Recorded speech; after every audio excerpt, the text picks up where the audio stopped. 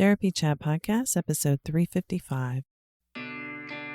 This is the Therapy Chat Podcast with Laura Reagan, LCSWC. The information shared in this podcast is not a substitute for seeking help from a licensed mental health professional. And now, here's your host, Laura Reagan, LCSWC.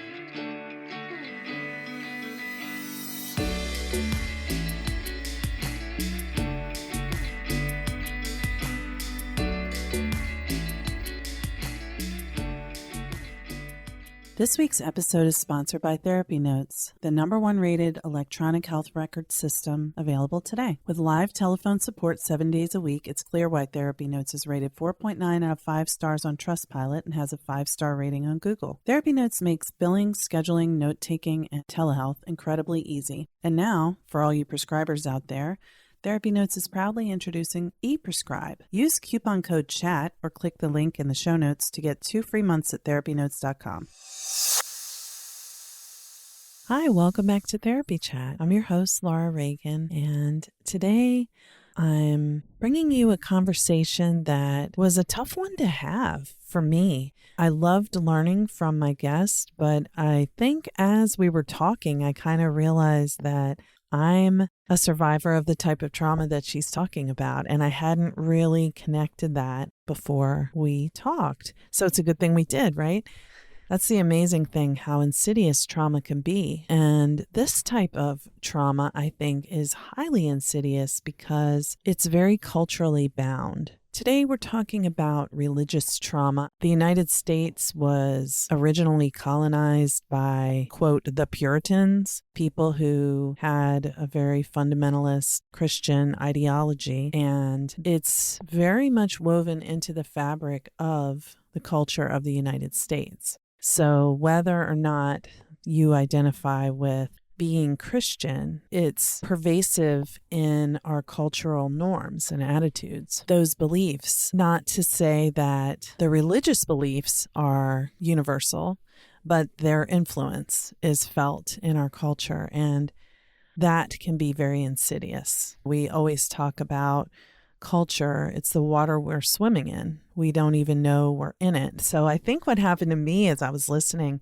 to my guest, Dr. Quincee Gideon, describing religious trauma, I started to see ways that I was impacted by it. I remember as we were talking, feeling very like, whoa, wow.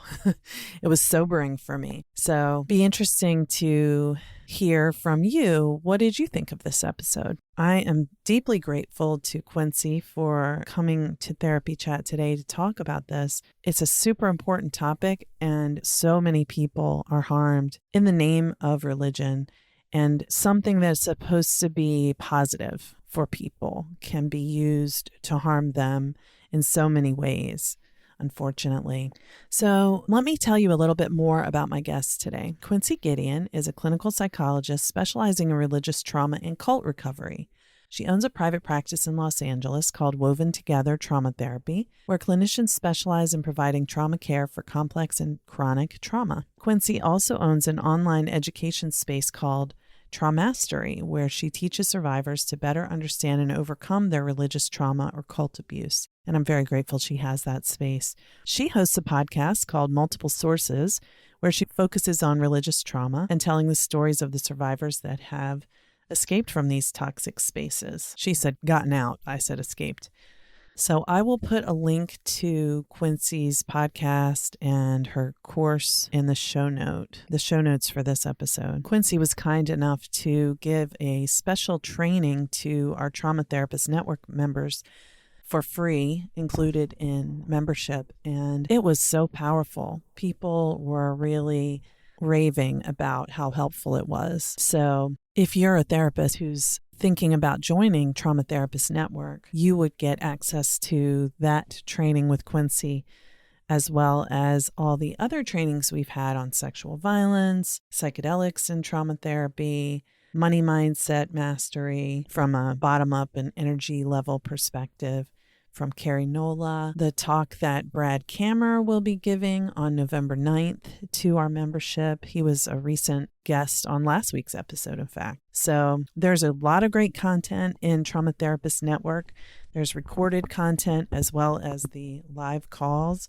And if you're a therapist who works with trauma survivors, I hope you'll consider joining us because registration is currently open. As of this week, when you're hearing this, the waiting list is still open, and the waiting list is getting first access and a special offer that ends possibly by the time you listen to this.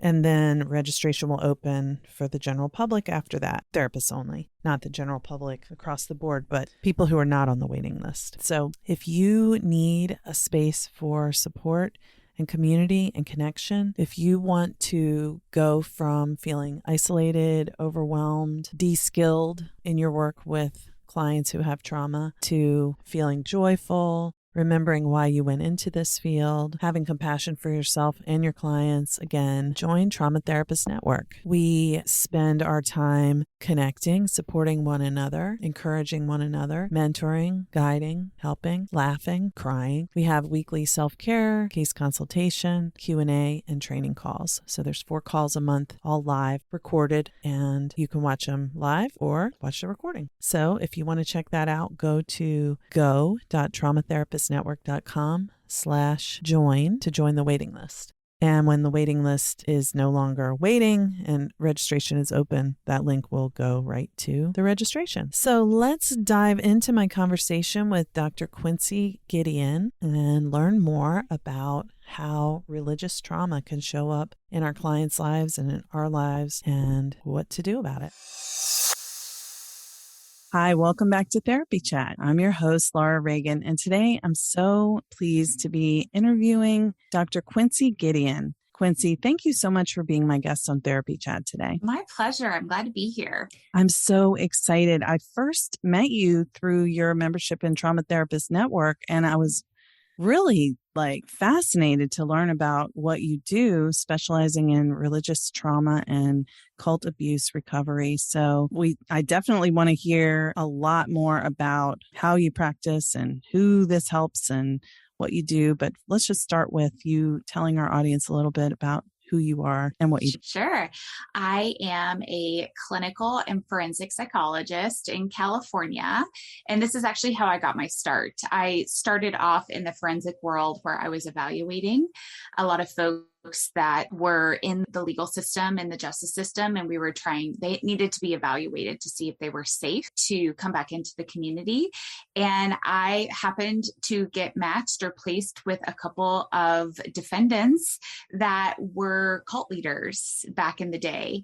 And so this was an early foray into cult leadership and religious trauma. Both of them had come from highly abusive and restrictive religious environments. And so I had to do a deep dive in all of that because I'm making a case to a judge about whether they are safe enough to go back into the community. And so that was about 10, 12 years ago. And since then, I've kind of made it my clinical practice. It's my specialty now. I have a private practice in Los Angeles, and then we have an online forum, an online community of cult survivors and religious trauma survivors. And so this ends up being what I do most of my day. Well, it's very important work. And that's so fascinating that when you were starting out, you were paired up with 2 cult leaders. I didn't think about when we were going to be talking about cult abuse and religious trauma that cult leaders are potentially religious trauma and abuse survivors as well. Got to remember that compassionate perspective because that's the key. We're all human and we're all starting out with the right intentions, and things can go far astray. Yeah, I think in my opinion, this is why religious trauma can be so insidious, is that for some people, it's going to be crushing and they're going to spend a lot of their life trying to feel self-esteem and develop emotionally and kind of put their feet back underneath them. And for other people, they're going to have a really strong strong either personality response to that, or like a very strong charismatic response to that repression.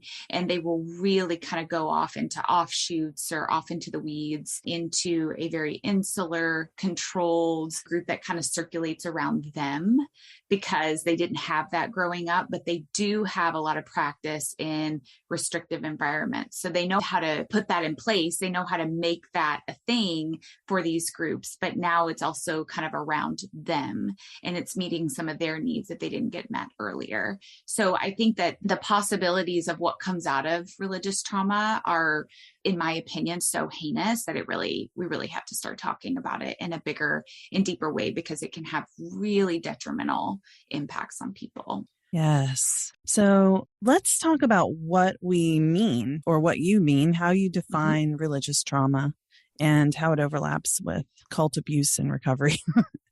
So Small question. I'll try to hit them all here. I like to start with the definition of trauma. I understand trauma as being anything that happens too much, too fast, or too often, or sometimes it's all three of those things that kind of come into your awareness and you stop thriving. You stop paying attention to all the pieces. You stop being able to really kind of take in and make logical decisions, and you move into a survival mode, right? That, in my definition, that is what trauma does to us. Yeah. And in the aftermath, we're having to do a lot of work to kind of get back to a thriving place where we can now pay attention to all the things again, all the necessary things. When we're talking about religious trauma, I take that same definition of trauma, anything that happens too much, too fast, and too often, and you put that inside of a religious environment. And that means that you've now dragged God or a higher power into the abusive, oppressive, traumatizing messages that a person is receiving. So this can happen in a number of different ways. So one of the things that's kind of obvious for so many of us is purity culture that happens in so much of the Christian evangelical world, although it also happens in Orthodox Judaism and things like that. But it's the high restriction on particularly women's body, girls' bodies, their sexuality, their dress, the way that they spend time, who they're able to spend time with, how closely they're monitored, how much they are put in charge of other people's sexual purity, right? Just by simply walking down the streets. Are your shorts too short? And if they are, you have now caused someone else to sin. That's on you. That's something you have to sort of live with. So we've taken a message that is too much. It's too much for a little girl to manage the sexuality of every single person that she comes in contact with. And now we've dragged God into that. We've said that now there's an eternal impact if you don't step up to this plate, if you don't follow the rules, if you don't please God in some way. There are going to be very detrimental impacts on you, your family, your church, and you can expect God to punish you, keep you out of heaven, be very angry with you, be disappointed, which maybe is worse than anger. You can expect all of those things to happen if you are not managing all of the things that you're told to manage. So it's this God now is invested in the very messages or the very things that you're told that have a very traumatic kind of impact, even if they didn't have God, right? Even if it was just like dad is going to be mad at you if you walk around with shorts that are too short. Society is going to slut shame you if you are an over-sexualized woman moving out in the world. It's not just that. It's, yes, society and family and your close group and all of your friends. And now God is dragged into that. And God feels the same. Yeah, that's just like mind-blowing, really, because I don't live in that world where I think of hell as a punishment. I'm not worried about that, but I can imagine if you were a child and that was, or an adult, I mean, anyone, if you believe that's possible, that fear could be terrifying. And yeah, I never thought about that with purity culture.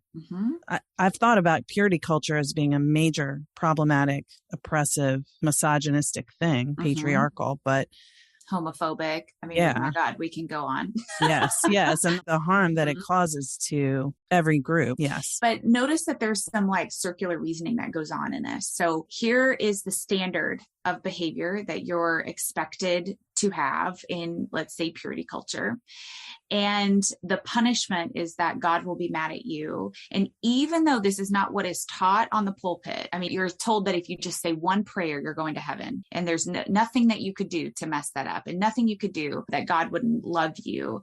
But that's not actually what is told to you. That's not actually what is sewn into the daily messages of your religious experience, your religious community. You're actually told that maybe God is punishing you because look at that bad thing that happened because you're not, quote, living in God's will.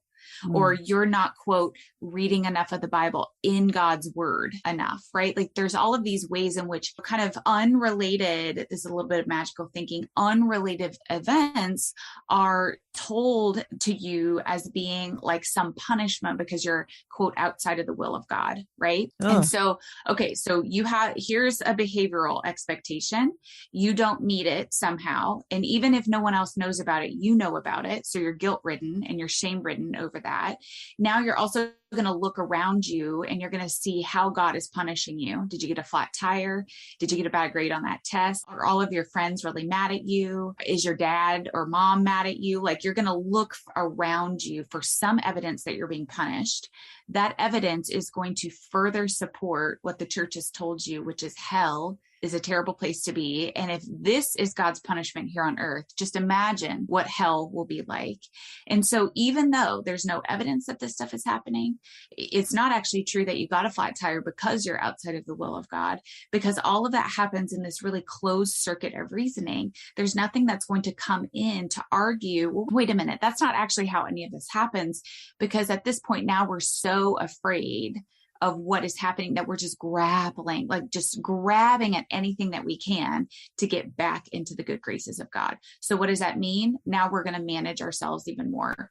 Now we're going to really think about what clothes we're wearing. We're really going to think about our behaviors. We're really going to think about how the community might interpret some of our behaviors. Because if the community sees it that way, well, God probably definitely does. Right? There's no new information that can come into this system of reasoning because it just sort of feeds on each other, right? You're just kind of circulating around these same fears, and they all end at all of our fears all end with an eternity in hell. That's the big thing that's sort of held over people in religion. Ooh, I mean, the way you're describing it really brings home just how inescapable shaming is. And I would argue that this is one of the more traumatic elements, is that when it is inescapable, when you are totally helpless, when you will lose your entire family, your entire community, your entire identity, certainly maybe a job, maybe you work for the local ice cream shop, but that guy's a deacon.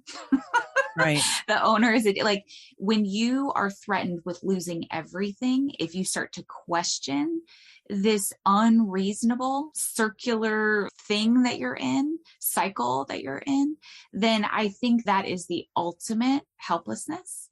Ultimate, right? Because it's a very measurable thing around you and it is inescapable.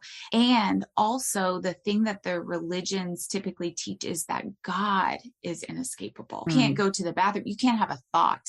You can't have a prayer. You can't have a moment where you have, quote, negative thoughts coming in without God observing that and being so interested. This is also an interesting thing to think about, but that religions will teach you that God is so interested in even the most menial thoughts that you have to really manage yourself. I mean, just think about that. A God of the universe is so careful or thoughtful or upset about even our most inner workings is really, it's sort of a new level of cult leadership, of cult management, of high control group, and really having to manage what goes on inside of us. It's really insidious. Ooh, yes. Wow. I mean, you can't escape your own thoughts. No. And we have all kinds of thoughts that just float through and just float on by that should be able to just not even grab onto if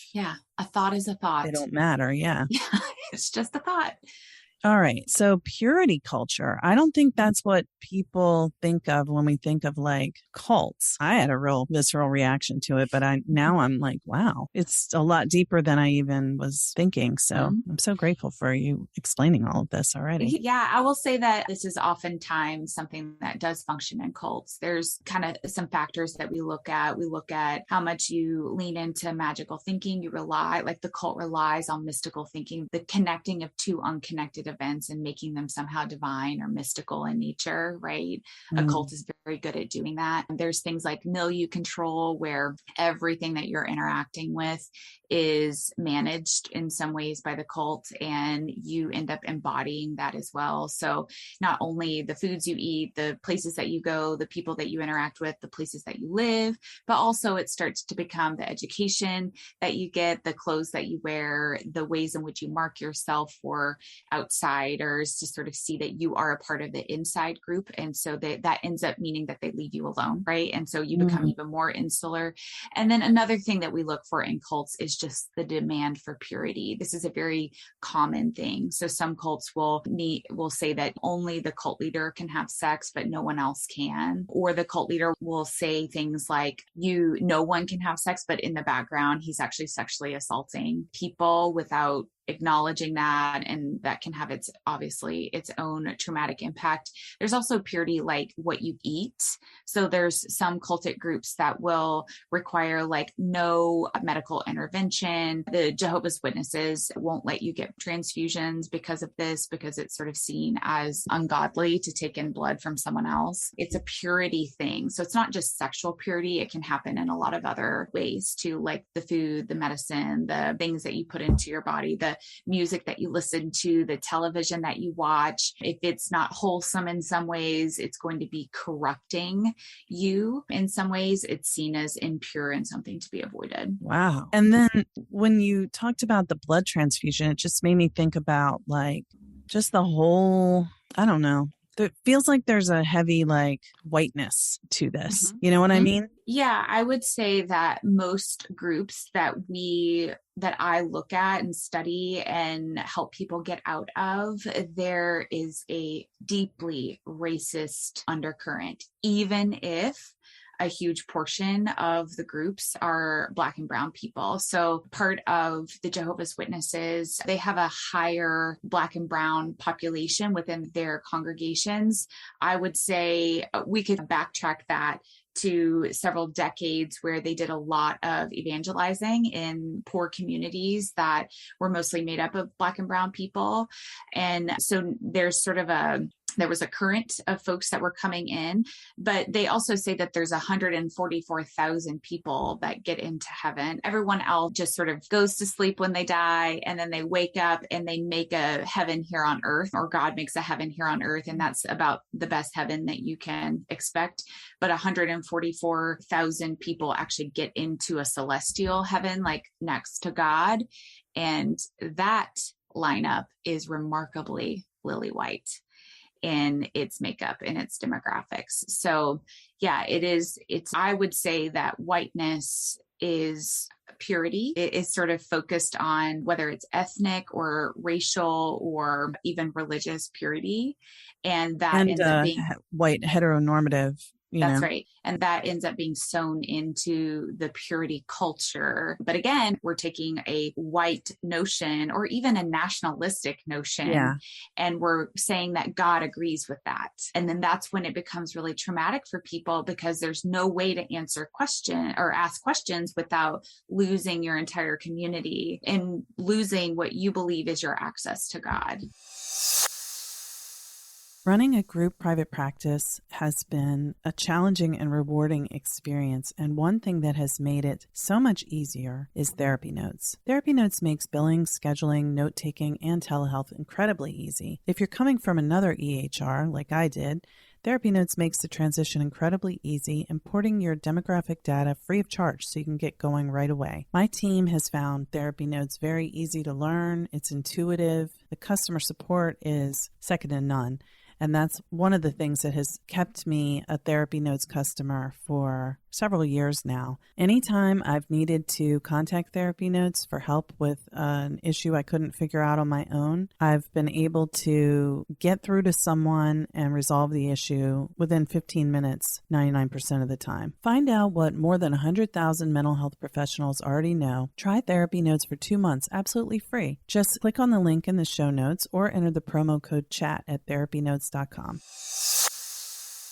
Hey therapists, this is Laura Reagan. If you listen to this show regularly, you're hearing a lot about trauma and attachment, and you probably know these two underlying concerns are what drive most people to seek therapy regardless of how the symptoms present. The good news is trauma is becoming a buzzword, and that's great because more people are discovering there's a reason they feel the way they do, and now they can name what they need help with, but they need to find therapists who can help them. And that's where you come in. Join Trauma Therapist Network's therapist directory now at the founding member price of $33 a month, and you'll receive a beautiful listing that can function as a web page if you don't want to set up your own site, or even if you have your own. And you can include links to videos of yourself, blog posts, and you're part of a community. Right now, we have quarterly calls for all members. Our first one happened in October, and it was lovely. Everyone said they really enjoyed it, but I'm adding more content that will begin to be available March 1st, 2022. And if you sign up for February 1st, you'll be locked in at the founding member price of $33 a month. February 1st, the price is going to go up to $97 a month to reflect the added value of these new offerings. And everybody who signs up as a founding member for $33 a month will get all that content beginning March 1st, as long as you keep your membership. I'm really excited about what's to come. We're going to have weekly live calls, 4 per month, and one will be a Q&A. One will be focused on self-care, one will be case consultation, and one will be training on a certain topic. Hurry on over to traumatherapistnetwork.com to sign up and become a founding member of this beautiful community of wonderful, passionate, and skilled trauma therapists. We need you. People who have trauma are out there looking for you, and they don't know how to discern that you specialize in trauma. So come on over to the Trauma Therapist Network and get listed. Join our community and this movement. traumatherapistnetwork.com. Yeah, I can see why people feel, again, it's like gangs or something where it's like just feels impossible to leave that behind, especially if you're really indoctrinated into it from childhood, which most people are with religion. Yeah. Wow. Yeah, this is tough stuff, certainly. Yeah. So what made you go into this field? I mean, you mentioned the forensic work, but from us talking earlier, I don't think that was the only entree. No, certainly was not. I like to call myself an ex-evangelical. So I grew up in an evangelical, fundamentalist Baptist environment, which means that they were highly restrictive on all things humanity. I mean, there was just we were taught that this life that you're living is literally the most annoying thing that you have to get through, painful, stupid, unimportant, that your only mission in life is just to get dead and get to heaven. Truly, that's where the real happiness happens. That's where the real fulfillment happens. And so what did it matter if you really fell in love? And what does it matter if you do anything that's really important to you? Now, I will say that my family, although they were a part of this, they kind of had different ideas. I come from two very passionate parents about what they do for their jobs. They're a coach and a teacher, and they kind of lived with a lot of passion. So that was kind of I did get exposure to something different than what the church was leading me to, but we took on the Duggar type dating strategy, which is courtship.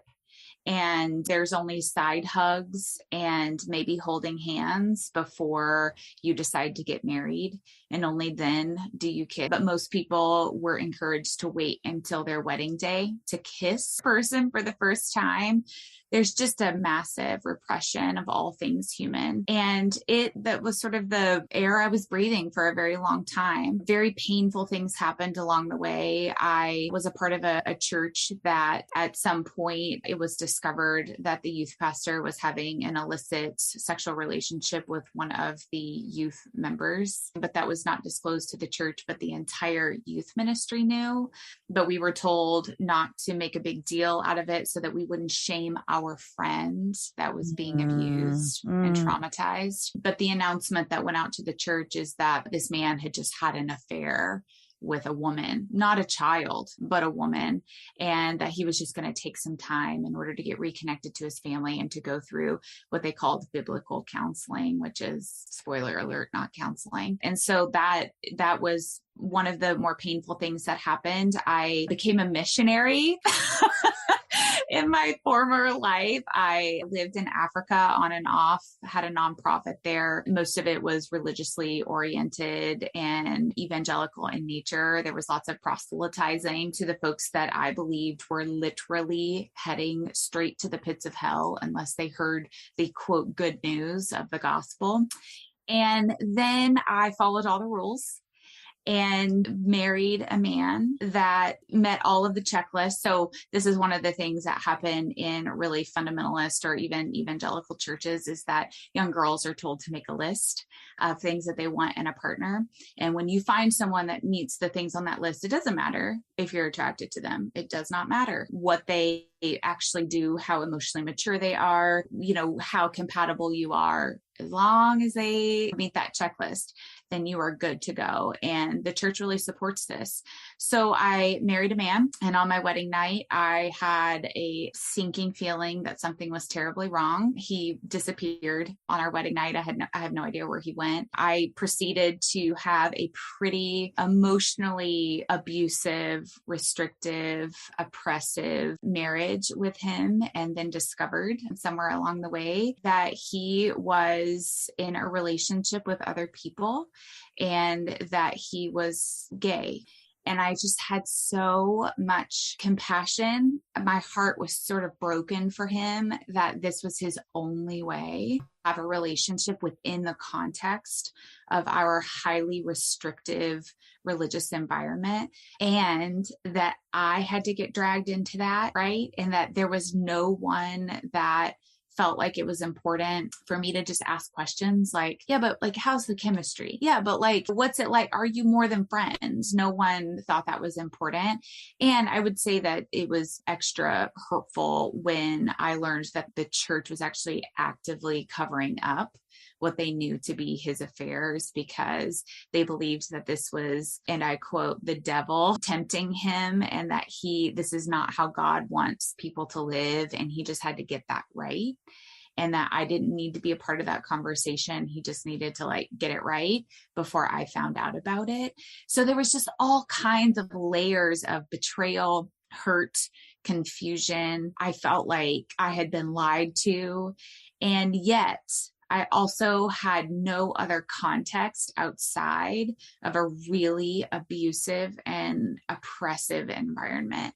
And so when I decided to start asking those questions, it was like I was having such a bifurcated experience. Like I would be extra super spiritual bypassy some days where it's like, God's not going to give me anything more than I can handle. I just need to pray about this. I just need to submit to him. This is all language that's deeply embedded in the Christian church. And then on other days, I would be like, I don't want to be a part of this. Like, what is happening? I don't want any part of it. So I was having going back and forth because I couldn't stay in one place too long, like emotionally, because I was still so indoctrinated into the religion that I was so afraid that I was going to lose, quote, God's favor or my eternal home in heaven. This is something that we talk about a lot in my religion. So yeah, this was a slow undoing. And I felt very alone. I felt like I had no idea that there were people that thought differently than me, or at least I didn't know how to do that well. Like I knew the church really sets up like an insider versus outsider sort of dynamic. This is very culty, right? Where they say everyone else is of the world and they're dangerous because of that. They will tempt you. They are the devil's playground. Like, don't be close friends. Don't interact with someone lest they tempt you in some way. So I knew that there was people that lived differently than me. I just didn't know what it looked like. I didn't know what dating might look like, or friendships might look like, or even a career might look like if it wasn't all bent towards evangelizing and living sort of by the rules of this group. And so, yeah, I think that this became a space that I both sat in kind of with misery because it is so lonely for people that are trying to get out. And there wasn't a lot of people that were talking about this at the time, that were talking about religious trauma. I think religious trauma survivors are gaslit like you wouldn't believe. And so I very much believed that I just had it wrong. And if I could just like get myself right in some ways, I would stop suffering, that maybe I had done something wrong, which is why I had gotten into that marriage in the first place, that God was teaching me a lesson. I mean, can you imagine being in this space and thinking like, I don't know, maybe the God of the universe is just so mad at me that he needed to teach me a lesson in this horrifying marriage that took forever to get out of. It took me longer to get out of it than it did to actually be married. So yeah, I think that it was such a confusing experience that it became something that I thought clinically this is a very specific kind of trauma that people need help with. And it's been a long process and it didn't start in a day, but yeah, it ends up being what I talk about most now in therapy. Wow. It's very hopeful to consider where you were and where you are now. And I appreciate you sharing your story. Yeah, I hope it is hopeful because I don't know if I was looking around thinking like, oh yeah, over there, she's living the sort of life that I would like to live. In that space, I was looking at everyone else being like, I don't know, does that mean I go to hell? I don't know if like if I live that way, does that mean God rejects me?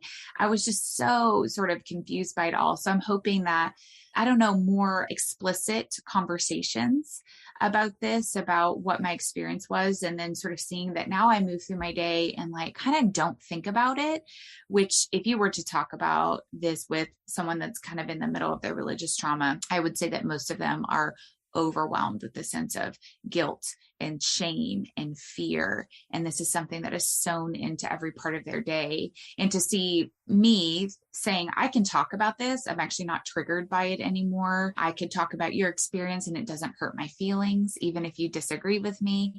And that I walk through my day outside of talking about this stuff for work. And I'm not ridden with guilt and shame and fear. And this is freedom, folks. Like this is really what our churches were telling us that they were going to give us, but in actuality, they weren't. Yeah, I have two thoughts, and so many thoughts, but two thoughts that stand out about what you just said. One is like when you said when you're not talking about this, you go about your life. And I just pictured like doing life. Yeah. Just having fun and yes. Or having troubles in life, love and your own interests and what you want to do, that freedom. Yeah. Yeah. But the other piece that I wanted to ask you is when you said that religious trauma survivors are gaslit, like you wouldn't believe, outside of the church, are they being gaslit like when they try to get therapy, or what do you? Yeah, I mean, I think it happens in a lot of different ways. I think it starts in the church. Then I think the religious trauma survivor internalizes that gaslighting, like most abuse survivors. And now they don't need the abuser to do it. They can just do it all by themselves. They can question themselves and call themselves crazy and talk themselves out of any sort of gut instinct or reaction that they're having. And so that's sort of going on all the time. And then sometimes I think they go to therapy, and therapists are humans too. And a lot of them have their own religious experiences that have not been worked through or are Right. still very tightly held. And so they end up going back into a space, and maybe some of them even look for, I need a Christian counselor, or I Yes. need a Jewish therapist, because it's too scary to think about going to someone that might not hold your same faith. But what ends up happening a lot of times in those spaces is they feel a bit evangelized too, that it's a going back to God, or a trying to rectify, or even saying like, well, there's churches that do it differently. I would argue that's wholly unhelpful. It's just unhelpful. That person will go and find those churches when they're ready to Google and like talk to people and literally interview clergy, which I actually really suggest people do if they're going to get back into a religious environment. But that starts to feel, when someone is sitting in front of you being like, well, there's churches that do it differently, or there's temples that do it differently. It's just, oh, that's where we're going. Your hope is that I am going to find a way to get back in to some environment like this. And that, in my opinion, stops the trauma therapy at that point, because now the survivor is having to protect themselves from what they now know is the goal of a therapist that is biased in this way, because they either haven't worked through their own stuff, or they're still tightly affiliated with a religion. And it feels like a bit, I don't know, like they feel defensive because they're a part of a group that is hurting people. And I don't blame them for that defensiveness, but also you got to own that as a therapist. Going to let that one hang in the air for a second for people to absorb, because I mean, I can understand, let's say I were raised in Orthodox Judaism, and then there was like, it was oppressive and I was harmed. I was traumatized by that. And then I go, well, I want a therapist who understands Orthodox Judaism. And if the therapist is still practicing, then those beliefs, that practicing that religion, not to single out Orthodox Judaism, but I'm just veering from the Christianity that we were talking about before. It can be any group. Yep. If the therapist is still in that world, then their view is going to be through that lens. I don't see how they can separate their bias if it's that type of insular community. But then on the other hand, I think you have to pay attention to what group membership means. I think this is true of politics. I think this is true of religions and groups and book clubs. Your membership is essentially supporting at least the majority, maybe not all, but at least the majority of what's being taught or talked about in those spaces. Your silence is also supporting the ongoing repression of people. So if you are still a part of a repressive or rigid religion, and someone is coming to you for therapy and you haven't made your feelings known, but also when you make your feelings known, they're not going to like you there and you're probably going to have to leave. So your very membership in that space tells me a couple of things. Number one, you haven't kicked up enough dust, and I'm concerned about that. Or number two, you aren't aware of some of the doctrine that goes on inside of that religion that is actually hurtful and traumatizing to people. And both of those are very problematic for me, especially when people are in a really fragile space and they're coming to you for help. I mean, this is really valuable to think about deeply, because not to disparage anyone's religion, and we have to know what our biases are, whatever they are, because we can do harm if we don't. And if we're trying to bring someone back to something that has harmed them, that's a problem. That's just clear. Seems so tricky. Gosh, I mean, obviously it's a specialty, so it is very complex, but I wish we had more time. I'm excited that you're going to talk to our Trauma Therapist Network members about this in more depth. But for listeners now who either are hearing something making them say, oh my gosh, this could be me. What does your community offer, and how can they get into it? Yeah, we have an online support community called Traumastery, kind of like monastery, but Traumastery. See that play on religious words. We are on the interwebs at Traumastery, and we recently launched the thing I'm probably most excited about that I've ever done in my whole career. And it is a monthly membership. Now, I realize the irony of talking about a membership with people that are getting out of memberships and cults, but it is a safe environment to talk about some of the big things that happen. So today I talked about circular reasoning and magical thinking and a little bit of deconstruction. I didn't use that word, but that's the process of sort of undoing some of this stuff. I talked about some of the features of high control groups and milieu control and all of that. And so we take one theme a month and I basically teach about it all month.